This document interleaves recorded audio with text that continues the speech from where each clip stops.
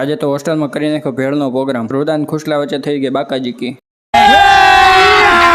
अभी मजा आएगा ना भिड़ो. और अभी तो रुको, क्लाइमैक्स अभी बाकी है. તો હર મહાદેવ, કેમ છો? મિની વ્લોગમાં તમારું હાર્દિક સ્વાગત છે. સવારમાં થઈ ગયા આપણે રેડી, અને રેડી થઈને જોયું તો મોટો એની ગર્લફ્રેન્ડ જોડે વાત કરતો હતો સવારમાં. પછી મમ્મીએ બનાવી નાખી ભાખરીને આપણે ભાખરી ખાઈને આપણે નીકળી ગયા બહાર જવા. મોટાઈ કાઢી લીધી એની BMW નાખી દીધી 10માં 15માં ગેરમાં. પછી આપણે નીકળી ગયા બહાર જવા માટે. બહાર જવાનું કારણ એટલું હતું કે આપણે જતા હતા રેલવે સ્ટેશન બાજુ, કારણ કે આપણે આવવાનું તો અમદાવાદ. હવે જોયું તો આજ તો સવારનો વ્યૂ કંઈક અલગ નેક્સ્ટ લેવલનો જ હતો.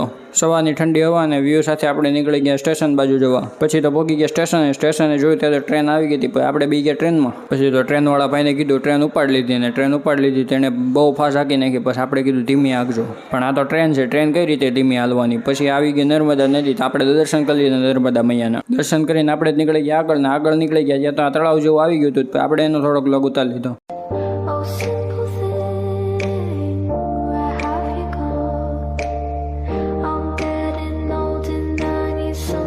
પછી તો આપણે પહોંચી ગયા હતા હોસ્ટેલ, અને હોસ્ટેલમાં જોયું ત્યાં તો ભેળનો પ્રોગ્રામ કરી નાખ્યો હતો. ત્યાં ખુશલો હંતાતો હતો. એ કે વ્લોગમાં નહીં લીધો, પણ આપણે વ્લોગમાં લઈ લીધો. પછી રુદો કહી નાખી બાકાજી ગઈ. આપણે છે ગુજરાતી, એટલે ગુજરાતીવાળાને તો તારક મહેતા વગર હાલે જ નહીં. પછી તો જમી કરવીને આપણે બે ગયા શાંતિથી કામ કરવા માટે. પછી ત્યાં જોયું ત્યાં બધા બાકાજી ગી કરતા હતા રૂમમાં. થોડોક એનો વ્લોગ ઉતારીને કંઈ નહીં તો મળે બીજા મસ્ત મજાના વ્લોગ છે. ત્યાં સુધી બધાને હર હર મહાદેવ, જય શ્રી રામ.